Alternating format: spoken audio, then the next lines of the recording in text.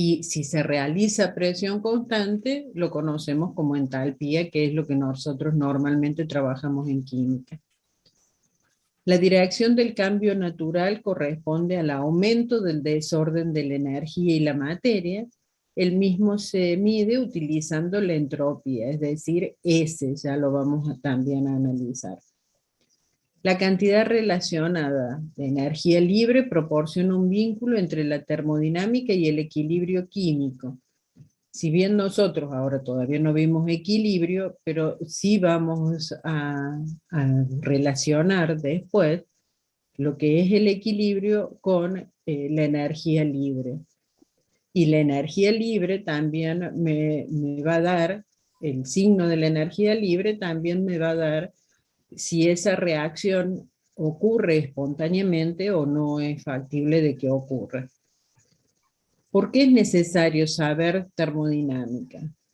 ¿Por qué es central para la química? Ya que la mayoría de las reacciones, o todas las reacciones, implican que estamos teniendo una liberación o absorción de calor.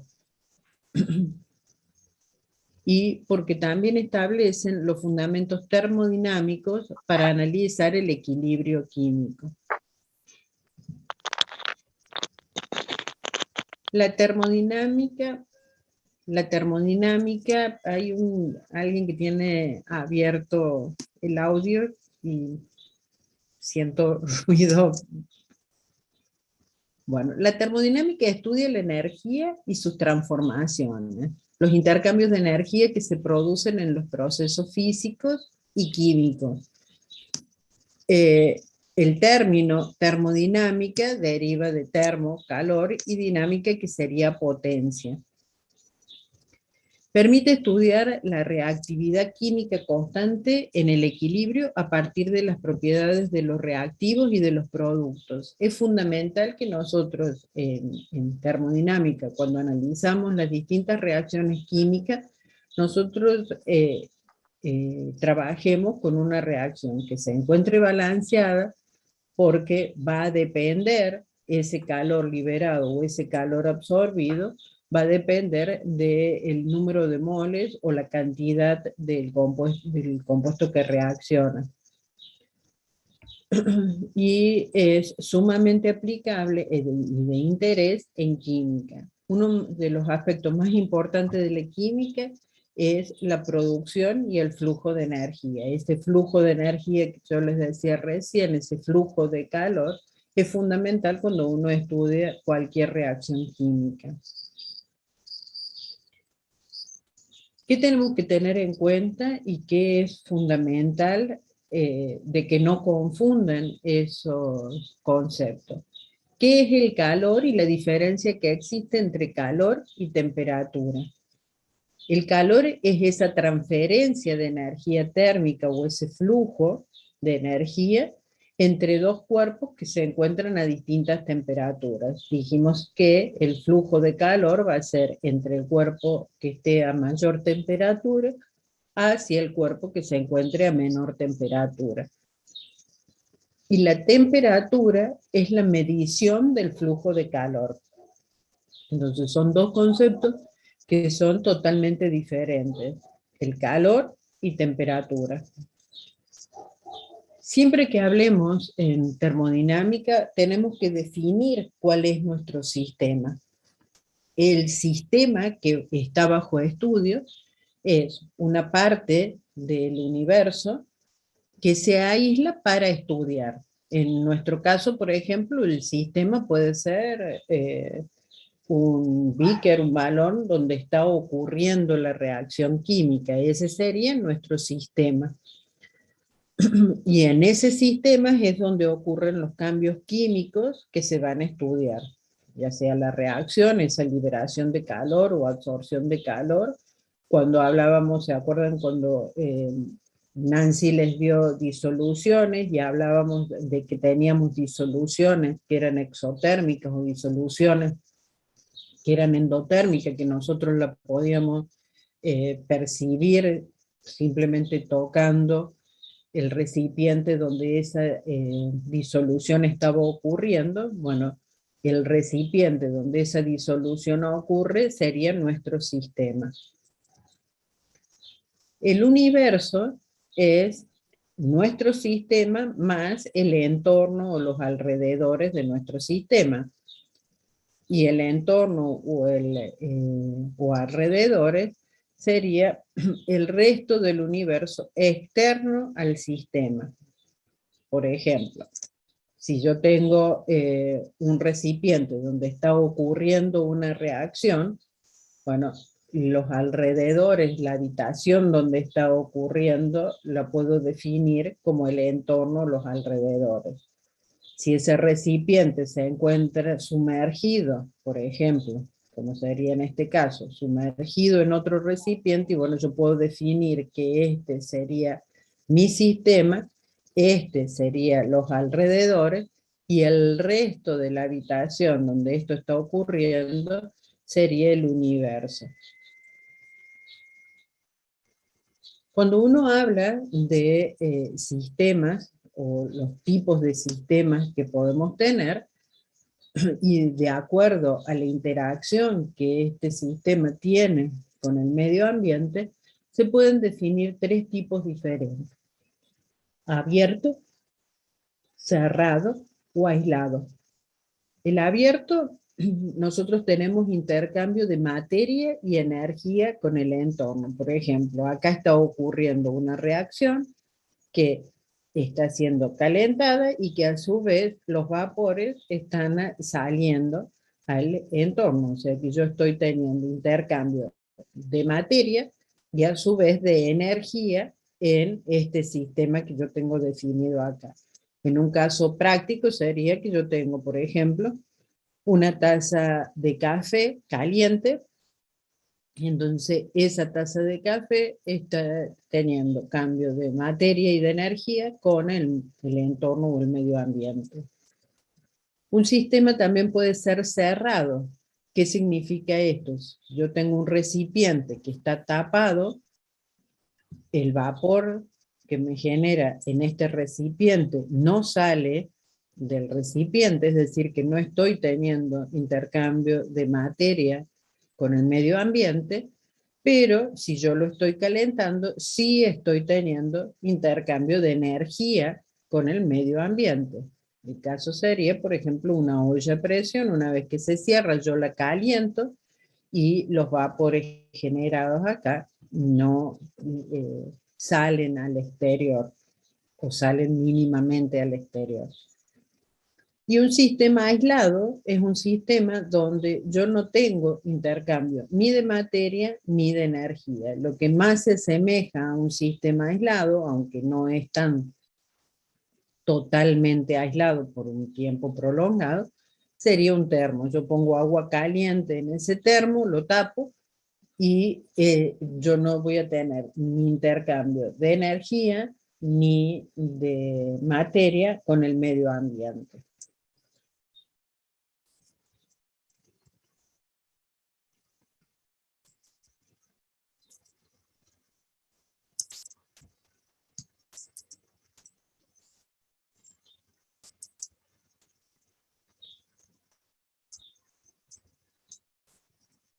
No salía y ahora salió todo junto. ¿A qué llamamos estado? Se llama estado a la situación específica en la que se encuentra un sistema. Por ejemplo, una determinada temperatura, una determinada presión. En termodinámica, la descripción del estado de un sistema se realiza mediante valores determinados de propiedades macroscópicas a las que se los conoce variables termodinámicas, es decir, una determinada presión, un determinado volumen, una determinada temperatura. No todas estas variables son independientes. Recuerden que si nosotros trabajábamos con gases, por ejemplo, una de la temperatura estaba relacionada con el volumen o la temperatura con la presión. Basta conocer los valores de un pequeño número de esas variables termodinámicas para conocer otras a partir de esas. A esas variables independientes se las denomina variables de estado.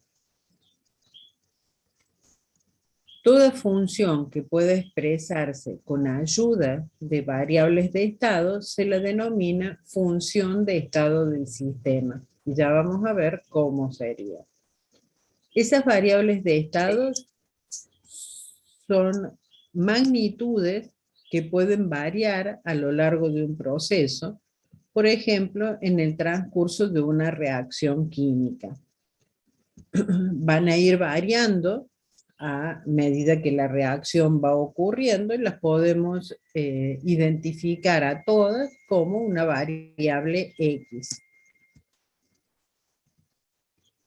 La función Mónica, sí. perdón la interrupción. Me están pidiendo si podés volver a la diapositiva anterior. ¿Esa? Sí. ¿Cuál era la duda? Ya está. No, es porque algo van copiando y es eso nada más, pero ya está, Mónica, gracias. Entonces, las funciones de estados son variables de estado que tienen un valor único para cada estado del sistema. La variación, es decir, ese delta X, va a depender solamente del estado inicial y del estado final, no del camino en el que se desarrolló. Por ejemplo, si yo caliento un recipiente de 3 grados a 7, después lo llevo a 10, al rato lo llevo a 11, digamos, y voy aumentando la temperatura, a mí el delta X o el delta T en este caso va a ser simplemente la temperatura que yo inicié el calentamiento y a la temperatura a la que yo llegué con ese calentamiento. No importa si yo calenté y enfrié y fui elevando la temperatura. Todas esas transformaciones que fui haciendo en el camino no me interesan, simplemente me interesa la temperatura inicial y la temperatura final a la que yo llegué. Son funciones de estado, la energía interna, la entalpía, la entropía y la energía libre de Gibbs. Pero no son funciones de estado el calor y el trabajo. Cuando uno cambia el estado de un sistema, los cambios de dichas funciones solo dependen del estado inicial y final, que es lo que yo les decía recién, este delta T o delta X para simplificar o enumerarlas a todas, es el estado final menos el estado inicial. Si yo hablo de la entalpía, por eso hablamos siempre de un delta H, es decir, de una variación de entalpía, nos hacemos referencia a el inicial, el final menos el inicial. Lo mismo ocurre con la entropía o la energía libre de Gibbs.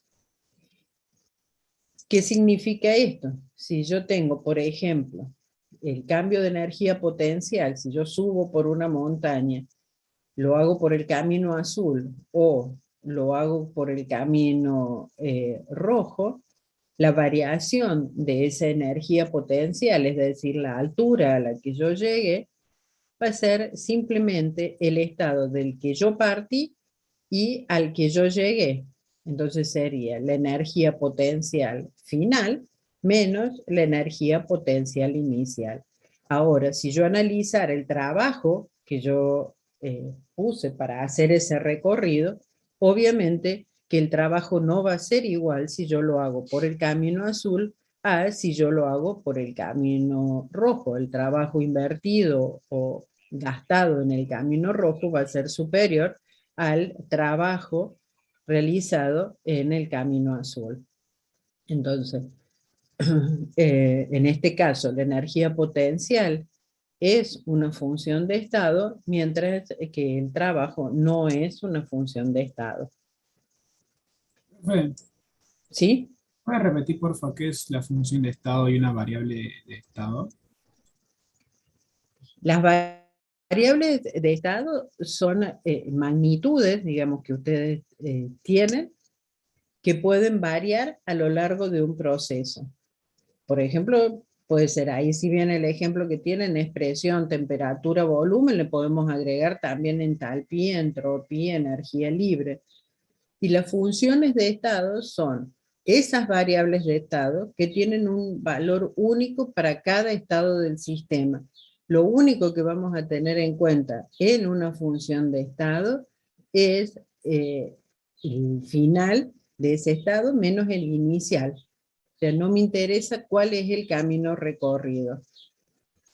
A esto lo vamos a poder analizar, por ejemplo, cuando veamos la ley de Hess, que ya lo vamos a ver cuando trabajemos con entalpía, o no sé si se acuerdan cuando vimos energía reticular y que analizamos cuando rompíamos un enlace iónico. ¿Se acuerdan que decíamos que no podíamos medir esa energía, pero sí podíamos ir haciendo distintas etapas para ir midiendo los distintos valores de energía entregado o desprendido cuando rompíamos el enlace, cuando se ionizaban, etcétera, etcétera? ¿Se acuerdan ese proceso? Bueno, eso se puede hacer porque la entalpía es una función de estado, entonces yo lo puedo trabajar como matemáticamente, recorriendo distintos caminos. No sé si ya lo vamos a ir viendo. Supónganse que nosotros tenemos una reacción química que me reacciona. A más B me da C, después ese C me da D más E. Bueno, a mí la reacción que yo puedo analizar es que A más B me da C más D, o no me acuerdo qué dije, sí, D más E. Entonces, no importa ese paso intermedio que yo pueda tener, me interesa de lo que partí y a lo que llegue. No sé si ahí te quedó un poco más claro. Sí, profe, sí. Están levantando la mano, no sé qué. Sí, Micaela. Hola, profe, buenas tardes. Bueno, ¿Podría explicar la parte donde dice recordar, que dice cuando cambia el estado de un sistema, que es el estado de agregación, no, o el estado estado de... el estado de lo que sea, puede ser el estado de agregación, puede ser el avance de una reacción, o sea, cuando cambia el estado. No necesariamente tiene que ser el estado de agregación. Puede ser, pero no necesariamente es a eso la referencia.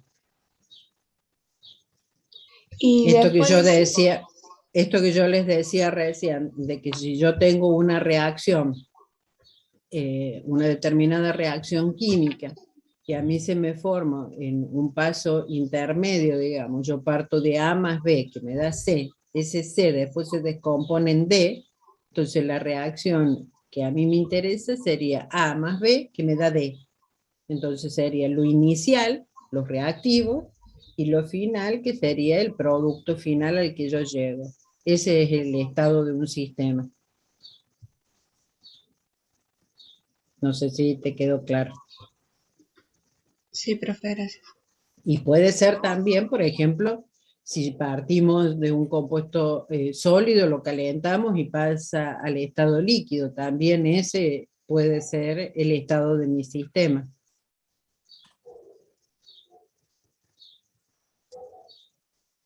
¿Sí? ¿Hay alguna otra pregunta?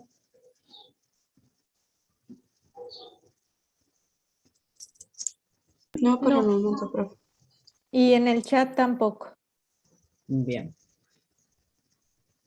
Podemos conocer muchos tipos de energía.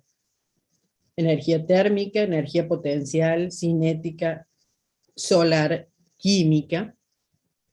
Y cuando hablamos de energía siempre hacemos referencia que es la capacidad de efectuar trabajo. Y sabemos que una energía se puede transformar en otra.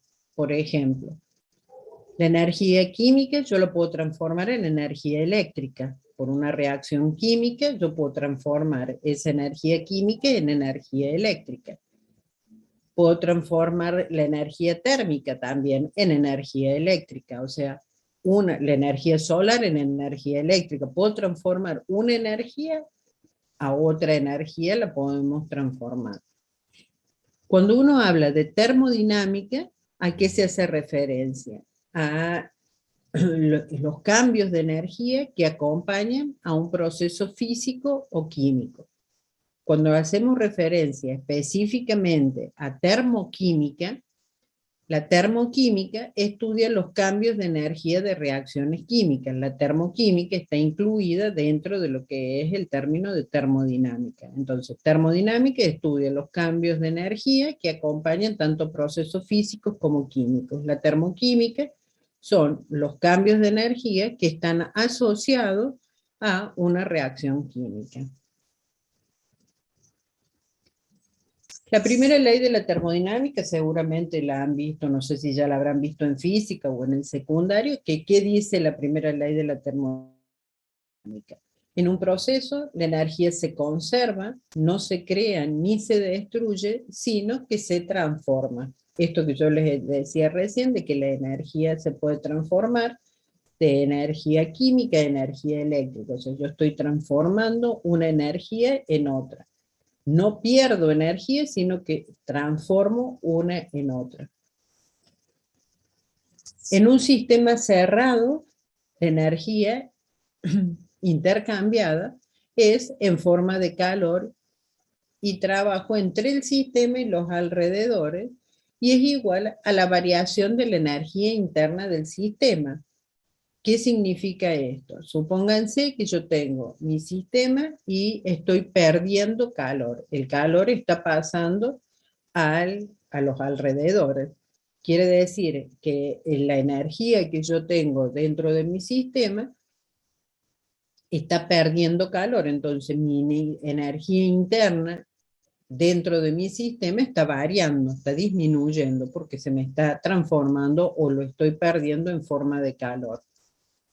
Exactamente lo mismo ocurriría con el trabajo. ¿Cómo veríamos un trabajo? Si yo tengo una reacción química donde la reacción química desprende gases, si a eso lo tengo dentro de un recipiente con un émbolo, ese desprendimiento de gases de mi reacción química haría que el sistema haga trabajo sobre ese émbolo y el sistema se expanda. Entonces, mi sistema estaría haciendo trabajo con el medio ambiente, es decir, expandiendo ese émbolo. Energía es la capacidad para realizar trabajo o transferir calor. La energía, recuerden que les había dicho al principio que siempre lo asociamos con el trabajo y el calor. La energía interna, que la podemos encontrar definida en libros, tanto como E o como U, es la energía total, tanto la cinética como la potencial que tiene un sistema. Y esa energía interna es la que nosotros relacionamos con trabajo y calor. ¿Qué dice la primera ley de la termodinámica? Dijimos de que la energía no se crea ni se destruye, sino que se transforma. La cantidad combinada de materia y energía del universo siempre va a ser constante. Cuando nosotros hacemos referencia a una reacción química, ¿se acuerdan? Siempre hemos visto esto que sería la energía de mi sistema, donde yo parto con un determinado valor de productos. Esa energía tiene, bueno, una cierta energía de activación y después tenemos la formación de los reactivos. Es decir, yo estoy partiendo de un determinado cantidad o tipos de reactivo para obtener una determinada cantidad o tipo de producto. En este caso, nosotros ¿qué vemos acá? Que la energía ha liberado una determinada cantidad de calor. Esa liberación de calor, que en este caso, para esta reacción, que es metano más oxígeno para dar dióxido de carbono y agua, el calor liberado en este caso es de 890 kilojoules. Y es la diferencia que existe entre la energía de los reactivos y la energía de los productos. Es decir, Este calor es el calor que liberó este sistema. Si ustedes analizan, podemos ver que el metano más el oxígeno forma dióxido de carbono y agua, o también puede ser que el metano más oxígeno forme dióxido de carbono y agua gaseosa para después formar el agua líquida. Entonces, cuando nosotros trabajamos con reacciones químicas y analizamos desde el punto de vista de la termodinámica, de la termoquímica, siempre tenemos que tener presente el estado de agregación que tienen cada uno, tanto de los reactivos como de los productos, porque no va a ser lo mismo la energía liberada si nosotros tenemos agua en estado gaseoso a si nosotros obtenemos agua en estado líquido. Fíjense que esta transformación del agua en el estado gaseoso y el agua en el estado líquido lleva asociado un delta H, en este caso, de menos 88 kilojoules. Entonces, siempre que trabajemos con ecuaciones para trabajarlas termodinámicamente, es fundamental aclarar el estado de agregación tanto de reactivos como de productos. Moni, ¿podemos volver Sí. a la diapositiva anterior, que hay un recuadro que me dicen que no entendían lo del sistema cerrado? La energía intercambiada en forma de calor y trabajo entre el sistema y los alrededores es igual a la variación de la energía interna del sistema. Esto es lo Ese, que yo le... Sí, ese es el recuadro que piden, que no se entendía bien.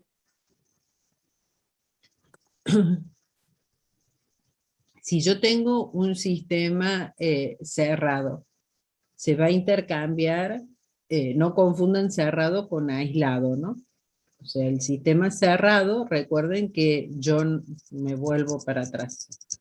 En el sistema cerrado, nosotros ¿qué tenemos? Intercambio de energía, es decir, calor o trabajo, ¿sí? Pero no tengo intercambio de materia. Yo no estoy cambiando materia con el entorno o el medio ambiente. El calor que se libera en este sistema que es cerrado, si yo libero calor, ¿qué significa? La energía interna de mi sistema va a cambiar porque yo estoy liberando calor al medio ambiente. Y el trabajo también, si yo realizo trabajo, por ejemplo, lo que yo les decía, si esto es un émbolo y acá tengo una reacción química que desprende gases, este émbolo lo que va a hacer es trabajo con el medio ambiente, porque va a expandirse este émbolo. Entonces, si mi sistema está haciendo trabajo con el medio ambiente, también la energía interna del sistema va a variar. ¿Sí? Eso es lo que dice el cuadrito ese. No sé si ahí les quedó más claro. Si el sistema, sí, dice que sí. Y si el sistema es cerrado, imagínate que lo calentas, la energía interna de las moléculas aumenta porque adquieren mayor energía cinética, se mueven más. Claro, en ese caso sería si yo le estoy entregando calor al sistema. Yo lo que decía era que mi sistema pierda calor, que sería lo inverso a lo que plantea Nancy. Exacto, porque también lo que hay que entender que a pesar de que hay pérdidas de energía de un modo u otro, lo que hay en este caso es una transformación de energía. Te quiere decir que la energía calórica que entra o sale del medio ambiente la va a tomar o ceder las moléculas que están formando tu sistema material, ¿sí? Ya estaría, Mónica. Bien. Profe, ¿sí? ¿puede explicar ese gráfico que está ahí con la línea verde? ¿Por qué hace esa curva que baja? ¿Esta? Sí, Eso es la energía de activación. Ya la vamos a analizar en más detalle cuando veamos cinética. O sea, yo parto de una determinada energía de reactivos y necesita una determinada energía de activación para que esa reacción ocurra. Y después se libera energía. Esta energía de activación la vamos a ver y calcular cuando veamos cinética. O sea, toda reacción necesita una energía de activación para que esa reacción ocurra. claro, y una vez que libero energía por a Libero, través del calor, claro, en este caso porque es una reacción de combustión y todas las reacciones de combustión liberan energía. Pero si esta reacción fuera endotérmica, yo lo que tendría sería así y vendría acá. Digamos, acá yo tendría los productos. O sea, esta diferencia entre la energía de los productos y la energía de los reactivos sería el calor absorbido en este caso, porque la reacción sería endotérmica.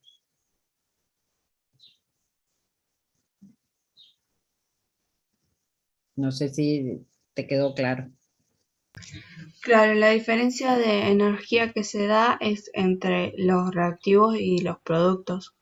Claro, la energía que se libera o la que se absorbe es la energía que existe entre la energía de los reactivos y la energía de los productos. Esa sería en este caso la energía liberada, porque es un proceso exotérmico. Si el proceso fuera endotérmico, la curva verde, no sé si ven la flechita, la curva verde vendría acá. Yo acá tendría la energía de los productos. Entonces, la diferencia entre la energía de los productos y la energía de los reactivos sería la energía que se le entregó al sistema para que esa reacción ocurriera. ¿Sí? Sí, profe. Profe, Bien. Sí. y justo ahí en el gráfico ese que está al lado de la línea verde, eso hace referencia a que, tipo, ¿Este?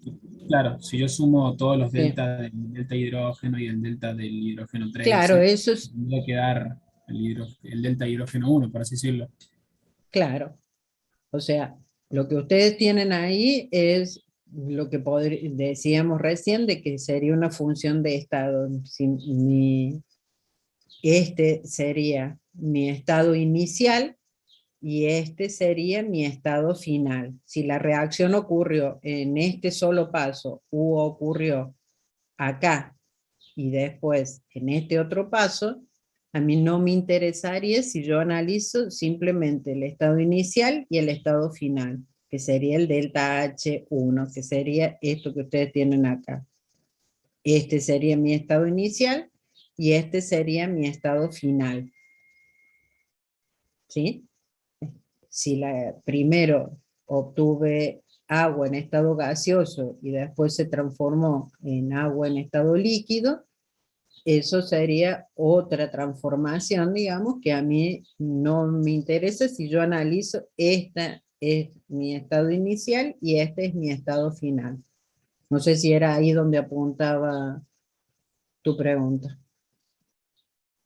Sí, profe, gracias. Bien, Camila, no sé.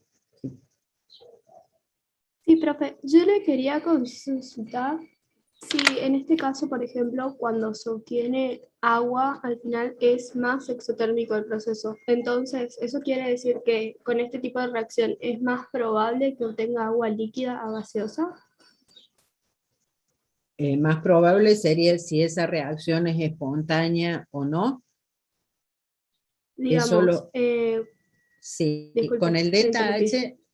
Con el delta H de la reacción, nosotros no podemos determinar si esa reacción es más probable que vos obtengas agua en estado líquido o agua en estado gaseoso. Porque sea más, vos lo que me está preguntando es que si esa reacción es más exotérmica, es más probable que yo obtenga agua en estado líquido que en estado gaseoso. Claro, Eso, porque bien. me estaría acordando de las clases en las que habíamos dado la diferencia entre procesos exotérmicos y endotérmicos, y que los exotérmicos eran más estables y que por eso podría ser más probable, o bueno, no sé, los Bien. productos más estables, no sé si me explico. No, sí, está bien, o sea, lo que estás diciendo, creo entender la pregunta.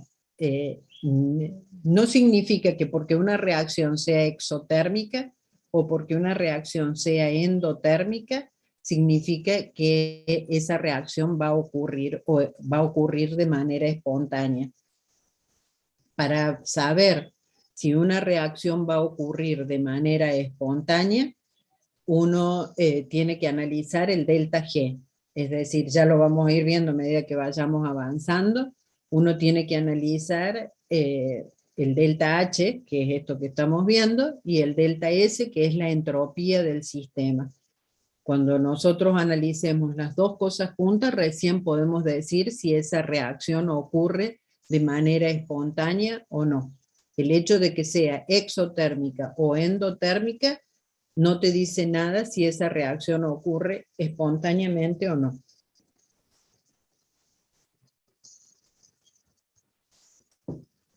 No sé si era eso lo que vos apuntabas con tu pregunta. Profe, muchas gracias.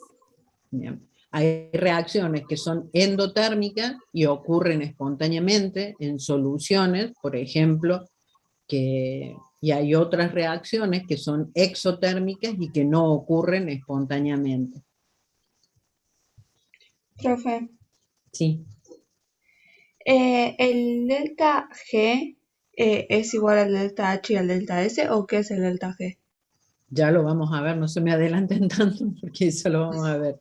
O sea, el No. delta G es delta H menos T por delta S, pero yo ahora se lo digo así y a ustedes no les va a significar nada. Ya lo vamos a ir viendo. Déjenme primero definir bien qué es delta H, qué es delta S, y después el último tema que vemos es relacionando exactamente delta S y delta H.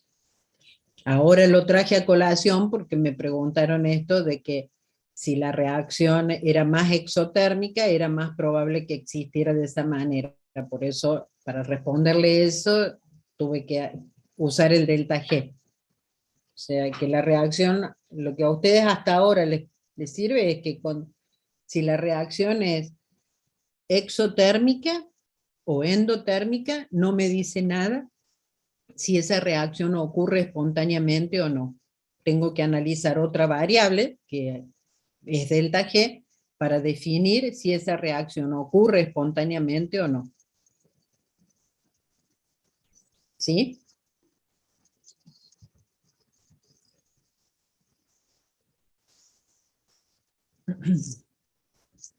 Entonces, ¿cómo definíamos la energía interna de un sistema?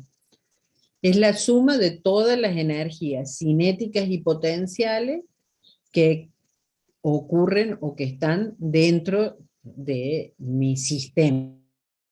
La energía interna involucra a todos los movimientos o interacciones, tanto de moléculas, de iones, de rotaciones, de vibraciones internas que pueden llegar a tener dentro de mi sistema. Por ejemplo, recién el ejemplo que les daba Nancy, que si yo caliento mi sistema, las moléculas se van a comenzar a mover más rápido, las rotaciones, las vibraciones de esas moléculas van a ser cada vez más rápido, es decir, la energía cinética dentro de mi sistema va a aumentar. Si ese proceso o ese sistema, por ejemplo, fuera una variación física que yo caliento simplemente para pasar del estado líquido al estado gaseoso, bueno, cuando esas moléculas se liberen, yo estoy perdiendo vapor de mi sistema y ese vapor puede producir un trabajo, por ejemplo, expandir el émbolo. Entonces, ahí existe una variación en mi sistema porque al desprenderse esas moléculas del estado gaseoso y realizar un trabajo, van a modificar la energía interna del sistema porque están realizando un trabajo. No se puede medir experimentalmente ese valor de la energía interna, pero sí se puede medir o calcular la variación de la energía interna, es decir, ese delta E o delta U. Como la energía interna la habíamos definido como una función de estado, entonces yo puedo determinar el estado inicial y el estado final de mi sistema y medir esa variación de energía, ya sea del sistema o de los alrededores. Y esa variación de energía de mi sistema va a ser exactamente de la misma magnitud, pero de signo contrario, que la energía de los alrededores o de la variación de la energía de los alrededores. Por ejemplo, si yo no intercambio con los alrededores masa, estamos hablando de un sistema cerrado donde lo que intercambio es calor, si mi reacción es exotérmica, va a desprender un determinado calor.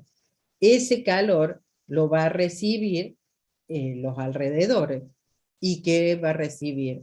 La mismísima magnitud, porque me desprendió el sistema, con la única diferencia de que como el sistema lo está liberando, entonces sería exotérmico, el signo de ese calor sería negativo, y los alrededores están recibiendo ese calor. Entonces, ese calor que reciben los alrededores tendría la misma magnitud, pero en este caso lo recibe, entonces sería positivo.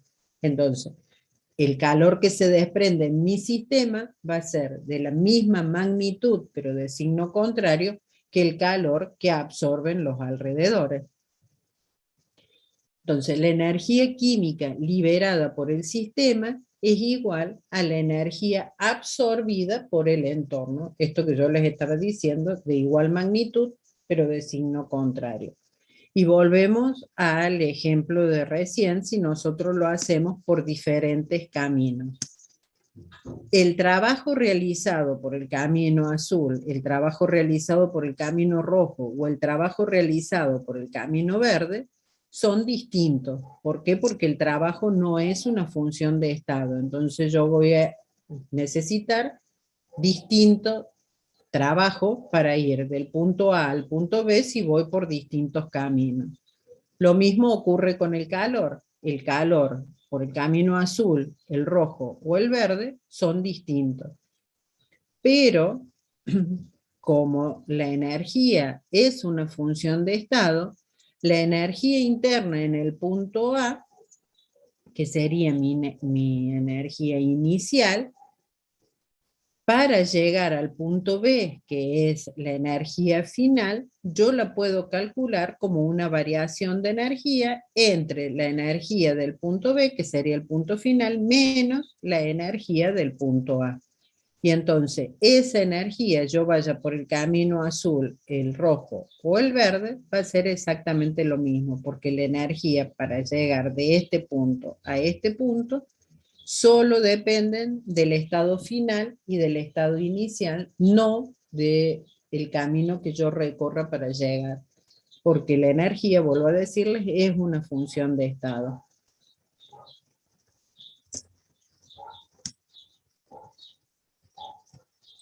Profe, ¿a qué se refiere con Q y W eso? Q es calor y W es trabajo. O sea, el trabajo, por eso les decía, el trabajo realizado por cualquiera de estos caminos o el calor realizado por cualquiera de estos caminos no es el mismo. Sí lo es la energía interna. La energía interna no va a depender del camino.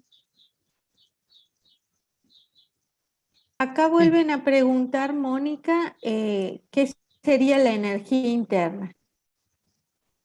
La energía interna es la energía cinética y potencial que yo tengo dentro de un sistema. Esa energía interna va a estar relacionada con el movimiento de las moléculas, con el movimiento de los iones, con el cambio de ese movimiento o esa transformación en un determinado sistema. Entonces, todo lo que ocurre, si mi sistema es un recipiente donde está ocurriendo una reacción química, es todo lo que ocurre dentro de ese recipiente. Para el ejemplo que yo les daba, para que fuera más claro, era si yo estoy evaporando agua, bueno, calentando un líquido, le estoy entregando calor, lo que ocurre dentro de mi sistema sería que ese calor empieza a hacer que las moléculas se muevan cada vez más rápido, la energía cinética aumenta, es decir, la energía de mi sistema se modifica porque está ingresando calor al sistema. No sé si por ahí a lo mejor lo ven un poquito más que en una reacción química. ¿Les quedó claro con esa aclaración? Sí, sí, Mónica, gracias. Bien. Entonces, el sistema puede intercambiar energía con el entorno de dos maneras, como calor o como trabajo. Vuelvo al ejemplo para que les quede. Si yo le entrego calor a un sistema, voy a hacer que la energía de mi sistema se modifique porque la energía cinética de las moléculas se va a modificar. Y si mi sistema, cuando pasa al estado gaseoso, lo tenía líquido, pasa al estado gaseoso, y esa transformación del estado líquido al estado gaseoso, como el sistema es cerrado, pero tengo un émbolo, al generar vapor, va a producir trabajo levantando ese émbolo. Entonces, en ese caso, mi sistema está intercambiando trabajo con los alrededores porque está produciendo un trabajo desplazando ese émbolo. La energía dentro de mi sistema se va a ver modificada porque está generando un trabajo. Entonces, si yo le entrego calor al sistema, es decir, si mi reacción es endotérmica, ese calor siempre va a ser mayor que 0, se va a tomar como positivo. Si mi sistema entrega calor a los alrededores, es decir, si esa reacción o ese sistema es exotérmico, el calor va a ser menor que 0, es decir, el calor va a ser negativo. El trabajo que mi sistema hace con los alrededores, y esto ya lo vamos a analizar por una convención de signos, se toma que es menor que 0, es decir, ese trabajo va a ser negativo. Y el trabajo que hace los alrededores con el sistema, el trabajo va a ser mayor que 0. Para pasar en limpio, todo lo que el sistema haga hacia los alrededores, es decir, como desprendimiento de calor o un trabajo que realice con los alrededores, se toma siempre negativo. Cuando los alrededores entregan trabajo o entregan calor o realizan trabajo con mi sistema, se lo toma como positivo. ¿Cómo definimos trabajo? ¿Cómo definimos trabajo? Nosotros sabemos que el trabajo es la fuerza por la distancia que nos lleva realizar ese trabajo. Es decir, la fuerza que aplicamos, por ejemplo, para desplazar un objeto, es la fuerza que aplicamos por la distancia que desplazamos ese determinado cuerpo. Pero a su vez también tenemos que la presión es la fuerza aplicada por unidad de área. Si nosotros de ahí despejamos fuerza, nos quedaría que es área por presión. Si a esto lo reemplazamos en trabajo, podemos definir al trabajo como nos va a quedar presión por área por distancia. Como es área y distancia, lo podemos relacionar con volumen, ¿sí? El área por la distancia, estamos hablando en 3D ya, y ese sería un volumen. Entonces el trabajo sería presión por un delta V. Ahora, por una convención de signos, a este trabajo le ponemos menos P por delta V para que coincidan la convención de signos que habíamos dicho recién, de que todo lo que el sistema hacía sobre los alrededores era negativo. Fíjense qué pasaría si yo tengo mi sistema que tiene un émbolo y realiza un determinado trabajo, es decir, el sistema hace trabajo con los alrededores. Si yo tendría el delta V, que sería un volumen final menos un volumen inicial. El volumen final, si es el sistema quien hace el trabajo con los alrededores, el volumen final sería mayor al volumen inicial, y entonces a mí esto me daría positivo, ¿sí? Por eso se le pone el signo menos, para que coincida que si el sistema hace trabajo con los alrededores, a mí me dé un signo negativo. Entonces, si yo tengo una comprensión, es decir, que los alrededores están comprimiendo mi sistema, es decir, los alrededores están haciendo el trabajo con mi sistema, el delta V sería menor que 0, entonces me daría negativo. Como la ecuación nosotros le pusimos este signo negativo, el trabajo sería positivo, y estaríamos hablando de que cuando el trabajo lo hace los alrededores hacia mi sistema, el trabajo me da positivo.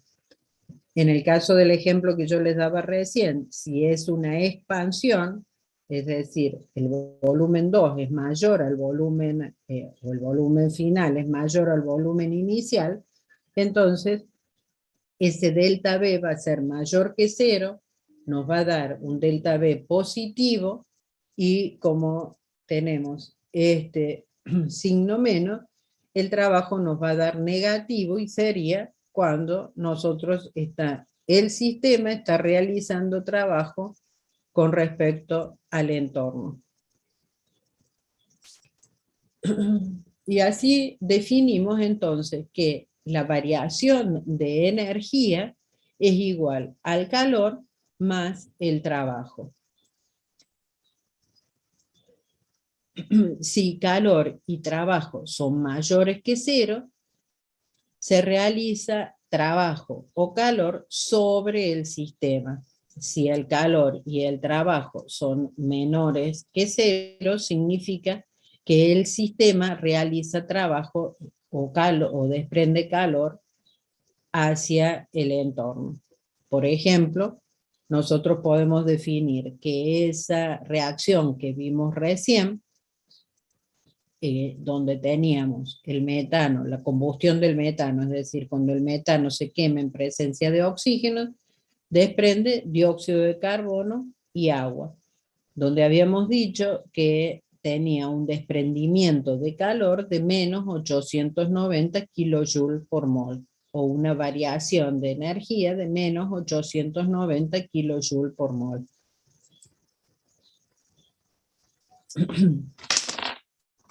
Mónica, acá hay una pregunta, dice, no entiendo cómo un sistema realizaría trabajo hacia el medio ambiente ni cómo el ambiente le puede hacer trabajo al sistema.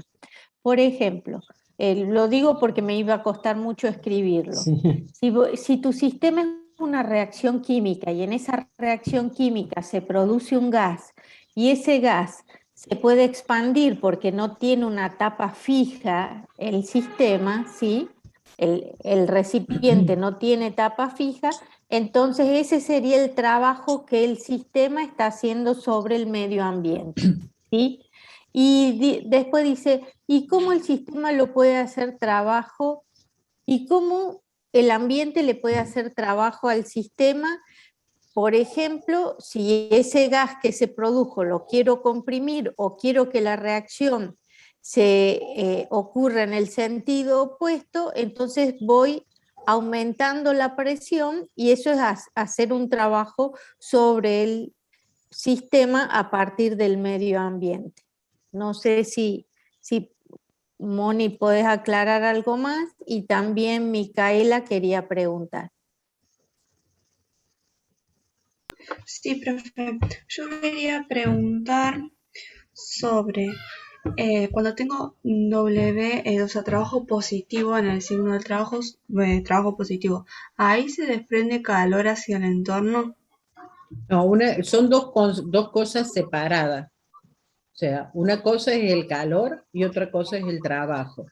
Lo que se toma es esto de una convención de signos para que todo lo que el sistema libera a los alrededores, ya sea en forma de calor o en forma de trabajo, se tome negativo, es decir, menor que cero.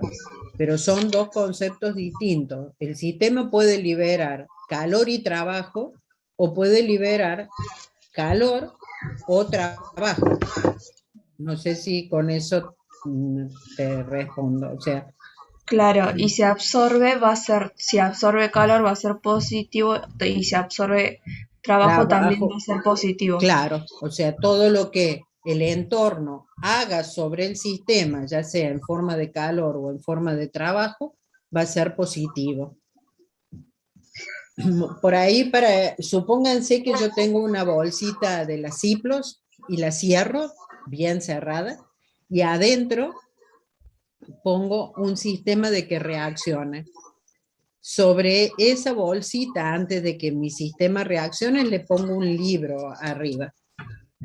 Si en el sistema, si en mi reacción se me desprende algo gaseoso, esa bolsita, como está cerrada herméticamente, se me va a inflar. ¿Y qué va a pasar con el libro? El libro se va a levantar, digamos. O sea, mi sistema, que sería la reacción que yo puse para que ocurriera, que tiene un desprendimiento de gases, va a ser trabajo. ¿Y cuál va a ser el trabajo? Levantar el libro, o sea, mover el libro.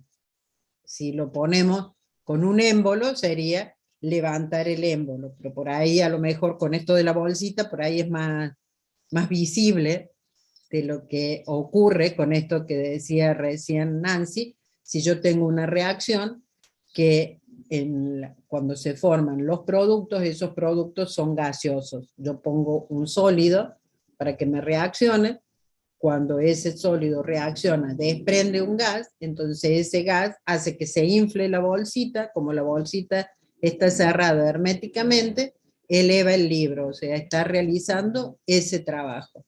No sé si por ahí a lo mejor lo ven un poquito más. Y pienso que a medida que sigamos avanzando con algún ejercicio también se va a poder entender un poco más, un ejercicio de aplicación de cuando un sistema realiza trabajo.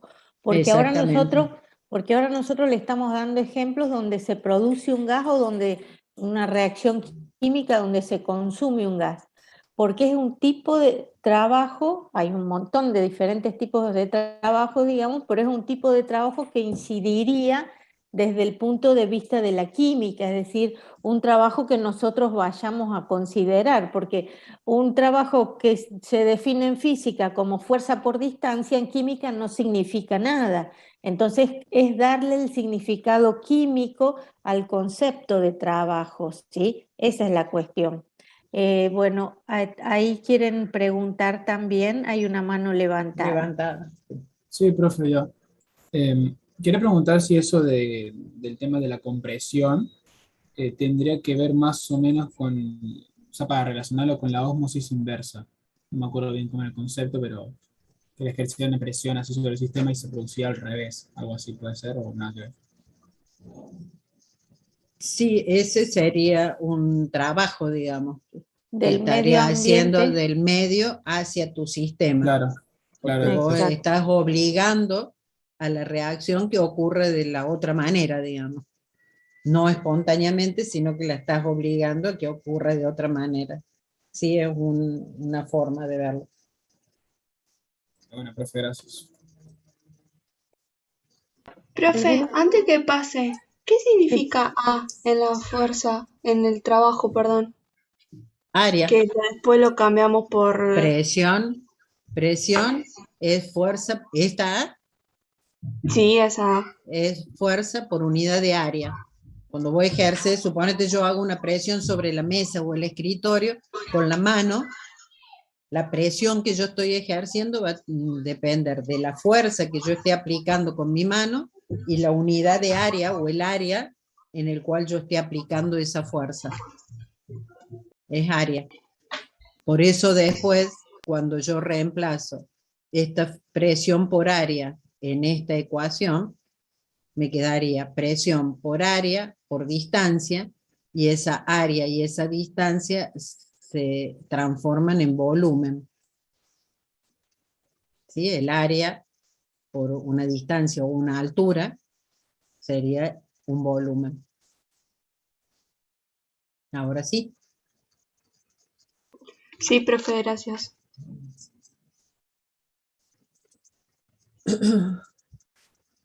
Que los calores de reacción o el calor de reacción. Si nosotros tenemos una determinada reacción química donde desprende un determinado calor o absorbe un determinado calor, ese calor, tanto absorbido como desprendido mientras ocurre la reacción química, se llama calor de reacción. Puede ser exotérmico o endotérmico, ¿se acuerdan que es lo que habíamos estado viendo recién? La reacción química pueden producirse en dos condiciones. A volumen constante, cuando ocurren en el interior de un reactor cerrado y hermético, entonces el volumen no se transforma. En ese caso, el calorímetro es para las reacciones de combustión. Ya lo vamos a ir viendo. Y también puede ocurrir a presión constante, cuando ocurren en un recipiente abierto, donde la presión es la presión atmosférica, y en este caso es el que más utilizamos. Es el más relevante para el estudio de las reacciones químicas que ocurren en un determinado recipiente donde nosotros tenemos abierto a la presión atmosférica. Y ya vamos a ver a qué le llamamos a ese calor a presión constante. Cuando uno trabaja en calorimetría, la calorimetría es medir esos cambios de calor que ocurren o de entalpía que están asociados tanto a procesos físicos como a procesos químicos. Y hay dos definiciones que es muy importante tener en cuenta. El calor específico, que el calor específico, la C minúscula, es la cantidad de calor necesaria para elevar la temperatura de 1 gramo de una determinada sustancia, 1 grado centígrado. Y es diferente para cada fase. Si ustedes se fijan acá, tienen el calor específico del agua, el calor específico del hielo y el calor específico del vapor. Y la capacidad calorífica, que se relaciona también con calor específico, es la cantidad de calor que se necesita para elevar la temperatura en 1 grado centígrado. Esta relación entre el calor aportado y la elevación de la temperatura es una propiedad extensiva. Y nosotros podemos definir el calor como la masa por el calor específico por el delta T. O el calor es la capacidad calorífica por delta T, como la capacidad calorífica es igual a la masa por el calor específico. Entonces, nosotros acá podemos definir o calcular el calor que tenemos para elevar, o el calor que necesitamos para elevar la temperatura de un líquido y una cantidad de masa específica, qué calor le tenemos que entregar. Por ejemplo, si yo digo qué calor necesito para calentar agua de 20 grados a 80 grados. Bueno, una masa determinada de agua, qué calor necesito entregarle para elevar la temperatura de 20 a 80.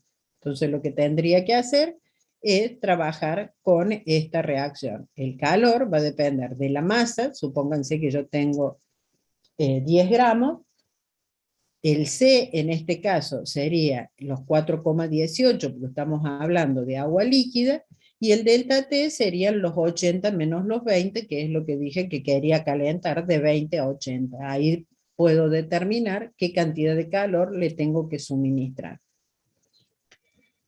Y cuando hablamos de calorimetría, supónganse para una determinada reacción química, nosotros lo hacemos o medimos ese calor desprendido o absorbido en un calorímetro. ¿Qué es el calorímetro? Yo pongo, supónganse, este sería el calorímetro donde yo tengo en un recipiente donde va a ocurrir una determinada reacción química. Ese recipiente está cerrado herméticamente, y tengo agua alrededor, entonces hay intercambio de calor entre lo que ocurre en mi reacción y el agua que tengo en el entorno. Sí, veo una mano levantada, Emanuel. Sí, profe, ¿cuál era Sí. la diferencia entre calor específico y capacidad calorífica? Digo, recién acabo de leer así los dos y... El calor no entendí. específico es para elevar 1 gramo de una determinada sustancia, es el calor que vos le entregas para elevar 1 gramo de una determinada sustancia en 1 grado centígrado. Y la capacidad calorífica no tenés en cuenta la masa. Por eso es la capacidad calorífica, es masa por calor específico. La capacidad calorífica es la cantidad de calor que se necesita para elevar la temperatura 1 grado centígrado. ¿Sí? Ah, Por ok, eso ok. una depende de la masa. Cuando vos tengas las unidades, el calor específico, fíjate que es una unidad de energía, de calor en este caso, la masa y la temperatura.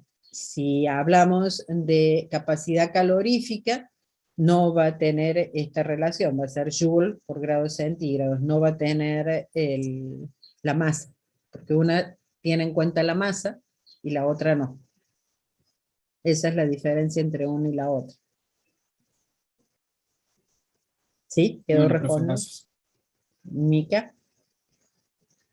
Profe, en ese calor específico que es para elevar la temperatura, yo siempre voy a tener que entregar calor para elevar esa temperatura de 1 gramo para elevarla a Sí, 1 grado centígrado. sí. Gracias.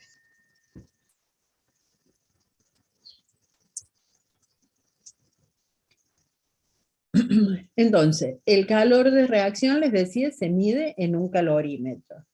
¿Y qué tenemos que tener en cuenta? Que la cantidad de calor que se desprende en la reacción va a ser igual a la cantidad de calor que absorbe el calorímetro más la cantidad de calor que absorbe la disolución en la que está sumergido ese calorímetro. ¿Sí? Entonces, yo recién les decía de que podíamos medir ese calor a volumen constante o que lo podíamos medir a presión constante. A volumen constante es lo que se conoce como la bomba calorimétrica, donde el volumen no se me va a modificar, digamos. Y a presión constante es lo que ocurre cuando nosotros no tenemos a la presión atmosférica, es decir, es un recipiente abierto. En este caso, fíjense que está cerrado, que es un recipiente de acero donde nosotros lo medimos eso a volumen constante. ¿Y qué ocurre? ¿Cómo medimos o cómo relacionamos esa variación de calor que se desprende? Generalmente lo que se hace para medir acá son las reacciones de combustión. ¿Y nosotros qué vamos a tener? Que el calor del sistema va a ser igual al calor del agua, el calor de la bomba, más el calor de la reacción que está ocurriendo en este recipiente. Y el calor del sistema va a ser igual a 0, ¿por qué? Porque yo no estoy teniendo intercambio con mi sistema.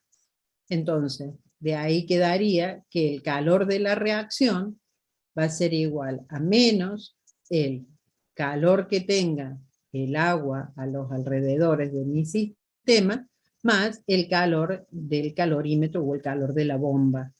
Digamos, lo que absorba en mi calorímetro, el calor que absorba mi calorímetro, el calor que yo vea en el agua que tengo alrededor, eso va a ser igual al calor que desprenda o que absorba la reacción que está ocurriendo aquí adentro. Entonces, el calor del agua, ¿cómo lo vamos a asociar? Como es agua líquida, yo conozco la masa de esa agua que tengo ahí adentro, conozco el calor específico del agua y voy a poder medir, porque tengo un termómetro, voy a poder medir la temperatura inicial en la que yo partí y la temperatura final. Entonces yo el calor del agua lo puedo determinar. La capacidad calorífica de la bomba también la puedo determinar como la masa que yo tengo de ese sistema por el calor específico. Entonces el calor de la bomba va a ser igual a la capacidad calorífica por delta T. Entonces yo con esto yo puedo determinar o medir cuál va a ser el calor de reacción, sea si las reacciones son de combustión, las que se miden generalmente ahí, todas las reacciones de combustión son exotérmicas. Pero bueno, entonces yo puedo tener reacciones exotérmicas o endotérmicas. Si el sistema yo lo realizo a presión constante, entonces el calor a presión constante es a lo que llamamos delta H o variación de entalpía. Profe, ¿por qué el calor ese del sistema era 0? El calor del sistema porque vos los tenés aislado a ese sistema. Entonces no tenés intercambio ahí. Pero no ocurre como un calor dentro de la reacción, algo así, que afecta al sistema. No, acá tu sistema sería esto. Lo que vos estás trabajando es adentro de este sistema. ¿Sí? Okay. Entonces, la primera ley de la termodinámica habíamos dicho de que la variación de energía era igual al calor más el trabajo. Si el sistema está aislado, para un sistema aislado, ¿qué tendríamos? No tengo interacción con los alrededores. Es decir, no tengo ni transferencia de calor ni trabajo, o sea, no estoy intercambiando absolutamente nada con los alrededores. Entonces, en este caso, la energía interna de un sistema aislado permanece constante. Entonces, la energía interna de un sistema aislado es igual a cero, ya que el calor y el trabajo van a ser igual a cero, porque yo no estoy intercambiando ni calor ni trabajo con el medio. Entonces, la energía final va a ser igual a la energía inicial. Si el proceso es cíclico, es decir, yo parto de un determinado punto y vuelvo a ese punto, si ese sistema es cíclico y como la energía es una función de estado y a mí me interesa el estado final y el estado inicial, el estado final y el estado inicial en un proceso cíclico va a ser el mismo valor. Entonces, en ese caso, el delta E es 0 y en ese caso el calor va a ser igual a menos el trabajo o el trabajo igual a menos el calor. Cuando el proceso con no realizo trabajo, es decir, la variación de volumen es igual a 0, al no realizar trabajo, entonces el delta E va a ser igual al calor. El trabajo es igual a 0. Y en un proceso adiabático, es decir, donde no existe cambio o intercambio de calor o el calor es 0, entonces en ese caso el delta E va a ser igual al trabajo.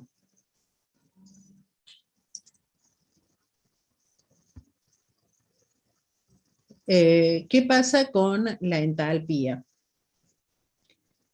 Los cambios de entalpía, la cantidad de calor que se transfiere o que sale, es decir, entra o sale de un sistema, cuando o en este sistema ocurre un cambio químico, un cambio físico a presión constante, es decir, ese calor que libera mi sistema o que absorbe mi sistema es a presión constante, se define como entalpía. La entalpía es una función de estado, entonces ese delta H va a ser igual a la entalpía final menos la entalpía inicial.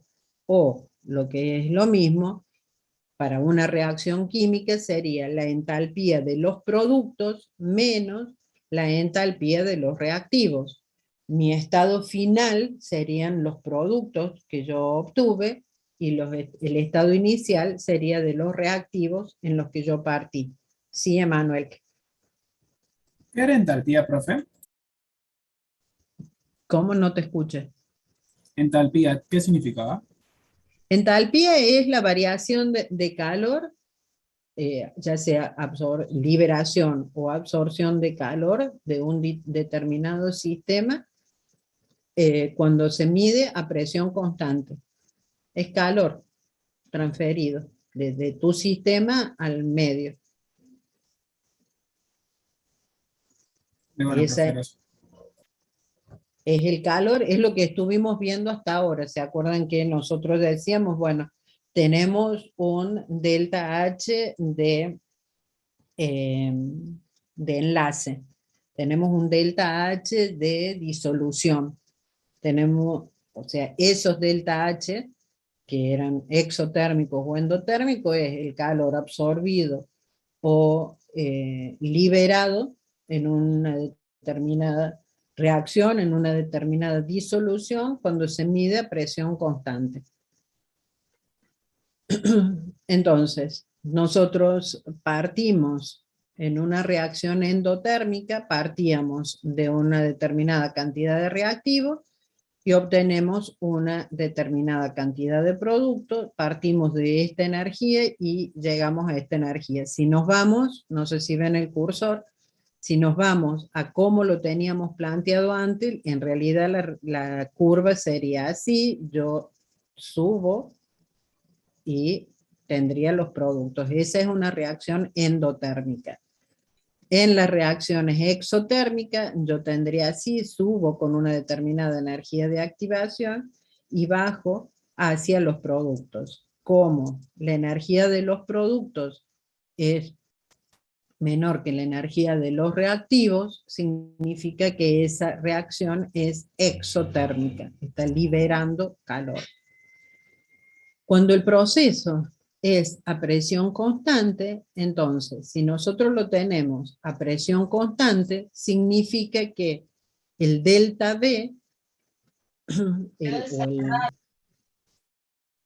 ¿cómo? El trabajo, que es igual a menos P por delta V, entonces nosotros podemos reemplazar ese trabajo y tendríamos que la energía del sistema sería el calor a presión constante menos la presión por la variación de volumen.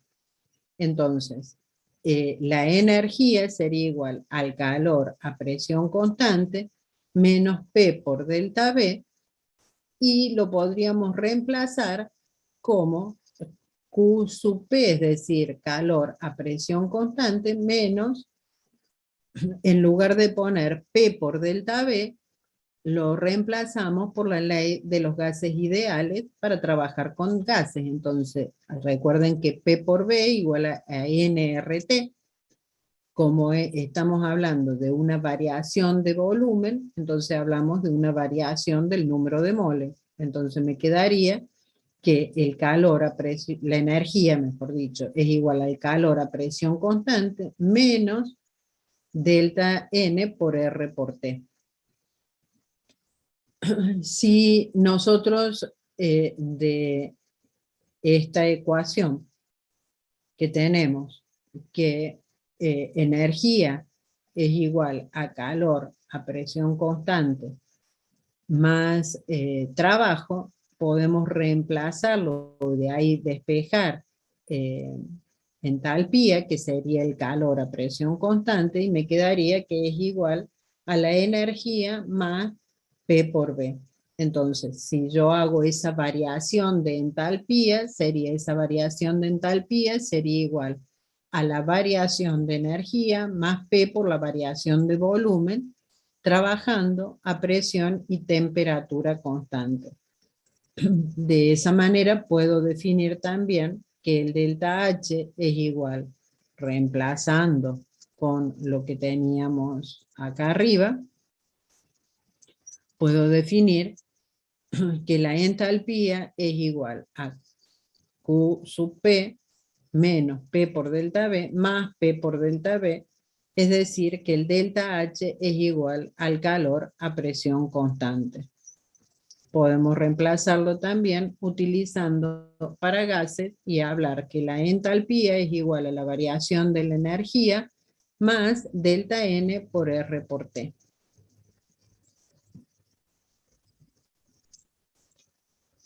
Cuando hablamos de ecuaciones termoquímicas, las ecuaciones químicas que indican el estado físico de reactantes y productos, las relaciones de masa y la variación de energía, expresada como delta H, habitualmente como delta H0 o delta H estándar.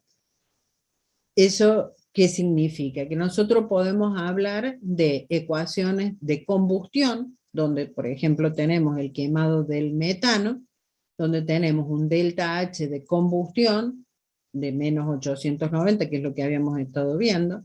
Podemos hablar del delta H de vaporización, es decir, cuando evaporamos agua líquida, la pasamos al estado gaseoso. Podemos hablar del delta H de fusión, que sería cuando el sólido lo pasamos al estado líquido, o el delta H de formación, cuando partimos de dos átomos distintos para formar un determinado compuesto, por ejemplo, agua. O sea, son distintas formas de llamar a lo que es la entalpía. De todas maneras, en todos los casos se define exactamente lo mismo. O sea, estamos hablando de la entalpía o del calor de reacción o el calor de combustión o el calor de vaporización de una determinada de un determinado compuesto. Moni, antes de que Sí. sigas, ¿podés volver a la diapositiva anterior? La anterior. si no entendí mal, en la pregunta del chat me dicen que es P. P es la presión. Cuando estamos relacionando la variación de energía del sistema, los dos términos que lo definen son el calor y la presión. Y como está considerando que el sistema está trabajando a presión constante, el calor lo denomina Q sub P, porque es el calor a presión constante, que es lo que después va a ser la entalpía, menos P, que es la presión por la variación de volumen. No sé si esa es la pregunta a la que apuntaban, porque me dice, bueno, sí, es trabajo o presión. No, trabajo es presión por variación de volumen, y la variación de volumen, como es una función de estado, en este caso es volumen final menos volumen inicial, o una variable de estado, mientras que, aunque la presión también lo es, en este caso se la considera constante y por eso no se observa variación de ella. Muy bien. Listo, Moni, gracias. Bien. Esperen que... Perdón. Que antes de darle eso, preferiría que veamos este ejercicio de aplicación. Por ahí como para cerrar antes, no sé qué pensás, Nancy, antes de darle la ley de Hess, y que por ahí los podemos llegar a confundir un poquito más. Este ejercicio de aplicación que por ahí les puede llegar a aclarar un poquito más lo que estamos viendo. Dice, 50 gramos de magnesio reaccionan con ácido sulfúrico diluido en un recipiente, bueno, a 25 grados centígrados y una atmósfera de presión, y calcular el trabajo realizado por el gas hidrógeno liberado, si se deja expandir libremente y si la reacción tiene lugar en un recipiente cerrado. ¿Cómo calcularían eso?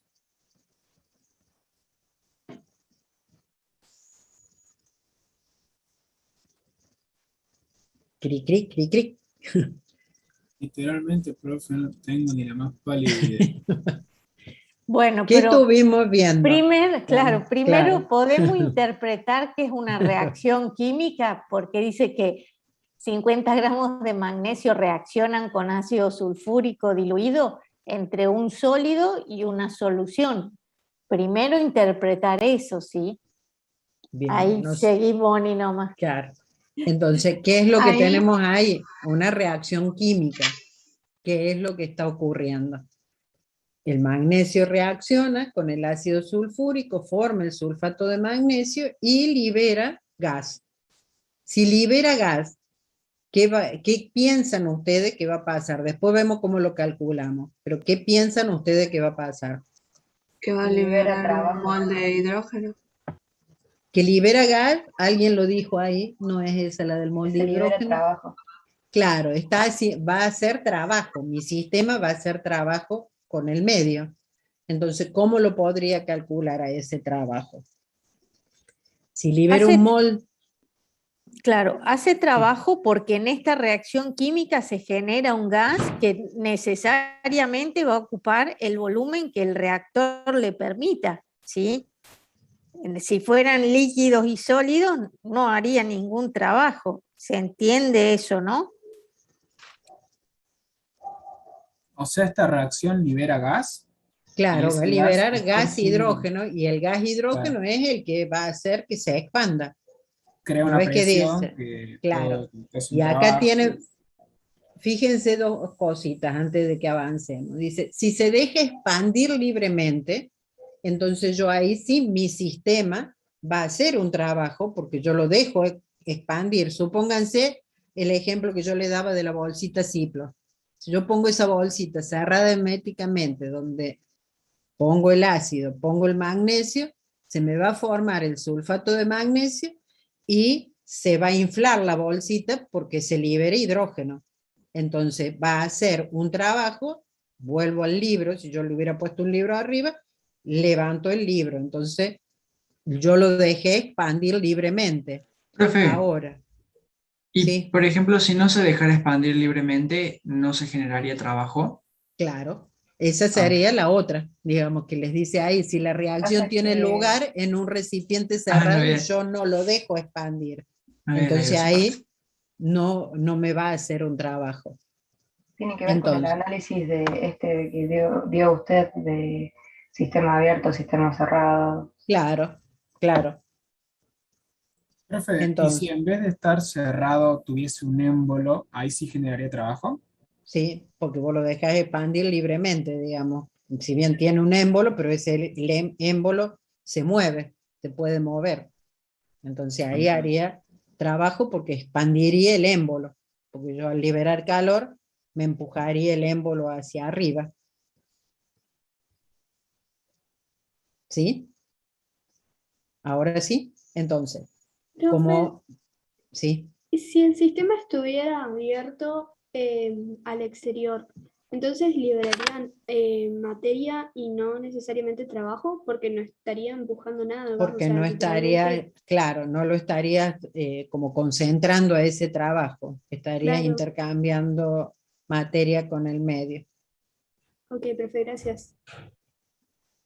Entonces, como se libera un mol de hidrógeno por cada mol de magnesio que reacciona, nosotros podemos calcular el número de moles de magnesio que tenemos y ese va a ser igual al número de moles de hidrógeno, ¿verdad?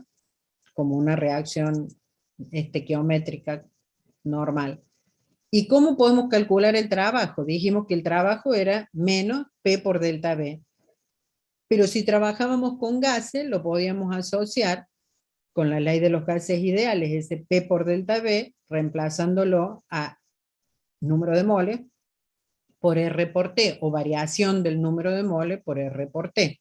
Esa variación del número de moles, ¿qué parto? Yo llego a 206 moles y partí de cero, porque al inicio de la reacción no tenía nada de esto. Entonces, si bien acá dice N de hidrógeno, en realidad sería delta N, ¿verdad? El delta N sería el número de moles que se me formaron, que sería mi número de moles finales, menos el número de moles iniciales, que mi número de moles iniciales es cero. ¿Entienden lo que les quiero decir, no? R, ¿por qué usamos el 8,314? Porque estamos hablando de trabajo, entonces por una cuestión de utilizar con las mismas unidades que estamos trabajando, no puedo usar el 0,082 atmósfera litro mol Kelvin, sino que tengo que usar el R con estas unidades. Entonces, sería el número de moles por R por T, y el T que es los 25 grados, o sea, el delta T sería, o el T mejor dicho que estamos trabajando, porque no tengo delta T, serían los 25 grados pasados a Kelvin. Entonces, el trabajo que realiza mi sistema es menos 510 kilojoules. ¿Menos está bien? Sí, porque mi sistema lo está realizando a ese trabajo con el medio ambiente. Entonces, que me dé negativo, está bien. Y en la pregunta B, que les dice si la reacción tiene lugar en un recipiente cerrado, en un recipiente cerrado yo no tengo intercambio o variación de volumen, por lo tanto el trabajo va a ser cero. ¿Sí? ¿Alguna duda? Claro, sería un recipiente cerrado de paredes rígidas, Claro, ¿sí? sí, sí. Y yo pregunto, ¿por qué el número de moles iniciales gaseosos es cero? Porque todavía no se produjo la reacción. Exacto, es porque todavía no se produjo el gas, todavía no hay hidrógeno. Entonces, es muy importante ubicarse en cuál es el sistema que estamos analizando. No Más sé pre- si no, con más. eso les quedo, porque no les voy a dar el otro, ya son las 6:05. Si con eso les quedó un poquito más claro de lo que vimos de trabajo y llevar lo que es trabajo, que es lo que decía recién Nancy. Si yo les digo trabajo es fuerza por distancia, químicamente es como que eso no me dice nada, pero llevándolo a esta reacción, entonces ustedes ahí ven qué significa ese trabajo. No sé si eso les aclaro. Y Micaela está preguntando y me están preguntando por qué delta B en la parte B. En la parte B te dice que qué pasa si la reacción tiene lugar en un recipiente cerrado y yo agrego de paredes rígidas, es decir, que ese gas que se va a producir no va a generar un cambio de volumen, más que el que se mantiene constante en el reactor. Como ese gas que se produce Sí. no genera un cambio de volumen, se dice que el delta B es igual a Igual cero. es. Entonces, si ustedes analizan esta ecuación que ustedes tienen acá, si el delta B, yo no tengo variación de volumen, el delta B es cero, entonces significa que el trabajo va a ser cero. ¿Sí? Profe, Sí. ¿por qué es negativo el trabajo realizado por el sistema? Por la convención de signos, fíjate en... Volvemos para atrás. Lo que yo les dije que todo Ya lo no que el tendríamos sí, que estar yendo, ya se las 6 pasa. ¿sí? El que, Esto, el, esto sería, o sea, el Ah, calor o todo calor o trabajo que hace el sistema, perdón, el medio sobre el sistema, se toma positivo y todo lo que el sistema hace sobre el medio ambiente se toma negativo. Por eso es el trabajo, la convención de signos, digamos, y por eso afectábamos al trabajo con este signo menos.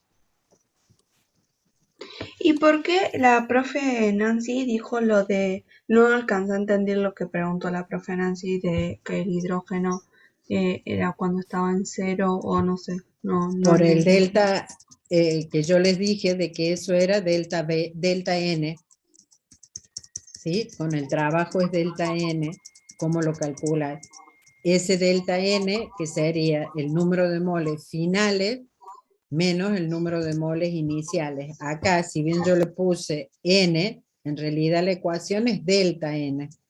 El número de moles finales, ¿cuáles serían? Los que yo obtuve, los 2,06 moles, el número final de hidrógeno. Y el número de moles iniciales serían 0, porque la reacción al inicio yo tengo solo reactivos, no tengo nada de producto. ¿Sí? ¿Cuál es, cuando hablamos de una reacción química, cuál es la condición inicial? La condición de los reactivos. Y la condición final, ¿cuál es? Los productos que obtengo.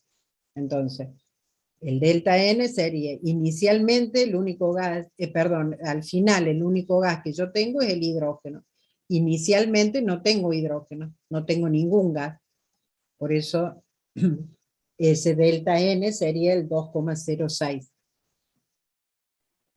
y geométricamente la relación es que un mol de magnesio te produce un mol de hidrógeno. Por eso los moles de magnesio calculados, estos 2,06 son los moles que te va a producir de hidrógeno, suponiendo un rendimiento del 100% de la reacción.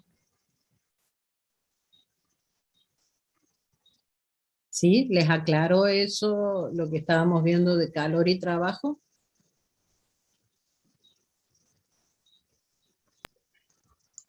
Sí, profe, va queriendo, gracias. Profe, ¿le puedo hacer una consulta sobre el examen presencial? Si ¿Sí? yo rindo el examen presencial, ¿qué pasaría si tengo que ir a recuperatorio? Lo tengo que rendir sí o sí presencial, ¿verdad? La verdad que no lo definimos eso.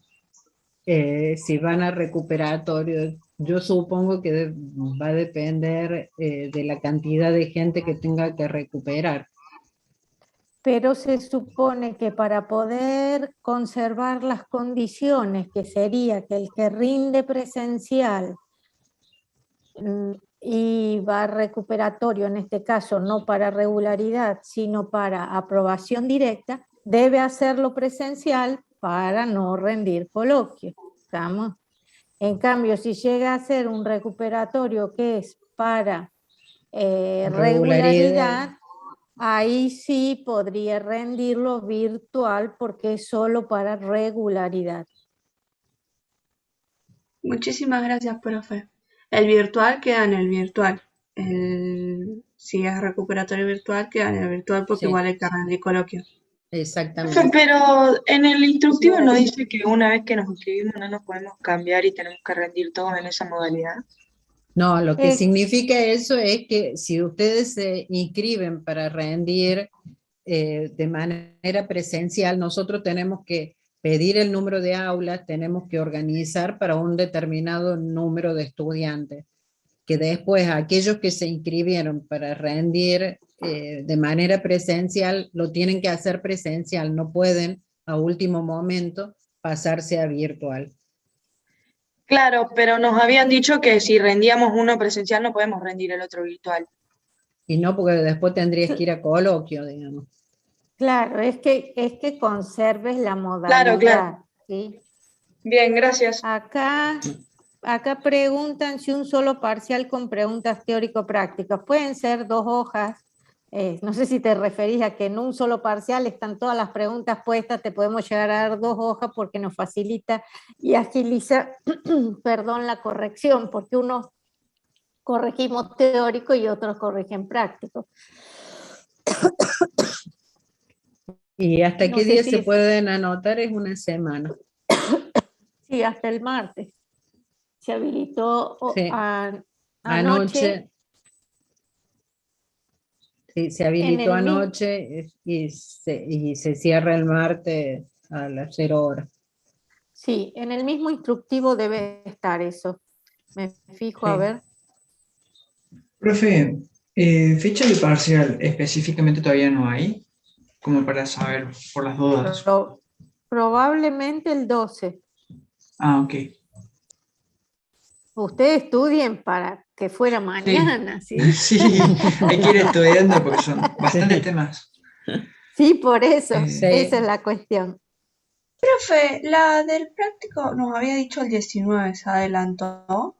Porque el 12 nos había dicho que era la evaluación formativa de termodinámica. Sí, puede ser. No lo tengo en la mente. Sí, puede ser que sea el 19. Ya hablamos tantas veces de esa fecha que ya ni me acuerdo, ¿sí? No hay problema. Ya se van a enterar y lo antes posible. Sí, ya ahí la me semana fijo, a que ver. viene lo fijamos bien y ya les avisamos. Sí, porque Dale. creo que es así, que quedamos de todos los cambios que fuimos y sí, vinimos, el creo que 19. quedamos así del 19, porque la del 12, la semana del 12 Claro, es la formativa de termo. claro, porque la semana que viene es la formativa de soluciones. Sí, Claro. estaba yo perdida ya Lo en que el tiempo. tenemos, lo que sí vamos a seguir avanzando, o sea, no es que nos quedamos hasta que sea el parcial repasando y demás, nosotros ya seguimos con cinética porque si no nos llegamos.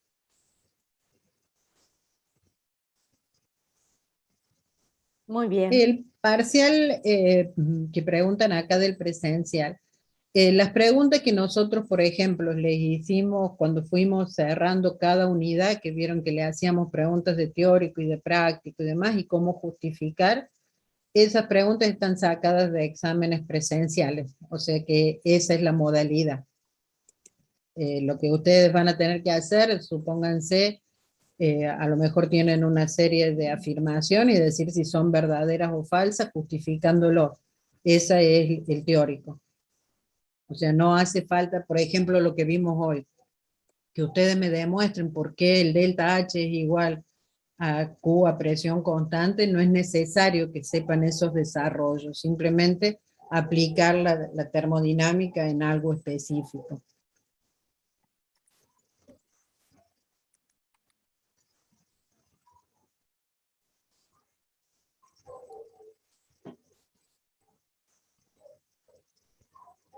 Muy Sí. bien. No podemos Bueno, pasarlo más al parcial. no, se nos Se termina nos el acaba año el ya. año, ¿no? Sí. Nos queda Sí. el segundo parcial, el recuperatorio, los laboratorios, los coloquios. Bueno, muy bien. Sí. Nos vemos la semana que viene. Para todos aquellos que son del 1B2, recuerden que el viernes hay clase de consulta, porque como mañana es feriado, no 1B1 tienen clase también. claro, no tienen clase de práctico, y está preocupada la profesora Virginia porque prácticamente no han visto propiedades coligativas, así que les sugiero, si quieren venir a la clase de consulta del viernes, para que completemos esa parte con dudas que les hayan quedado. Igual traten de ver los videos, ¿sí?